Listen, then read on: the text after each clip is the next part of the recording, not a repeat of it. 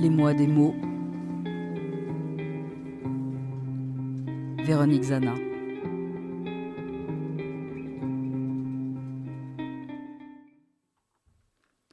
Immunité. Un privilège. Une prérogative accordée qui pourrait s'appliquer à tous si un ensemble de conditions était rempli.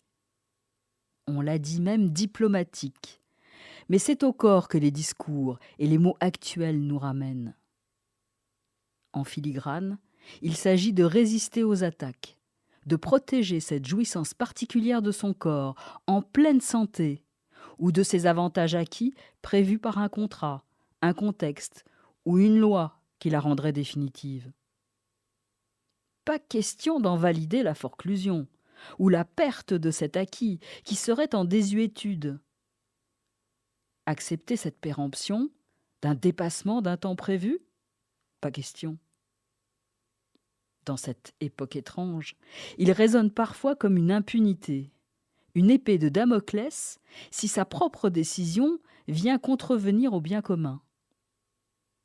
Le prix à payer serait d'être sur une liste qui dénoncerait au lieu de protéger, une liberté fondamentale. Cette liberté ne serait qu'un privilège pour certains et confirmerait l'adage que celle des uns commencerait là où finirait celle des autres. Aussi, quelle conjugaison pour arriver ensemble à cette protection qui ouvre aux vivants ? Elle s'inscrit dans le cadre d'une loi et organise à la fois la norme et la résistance d'un hors-champ.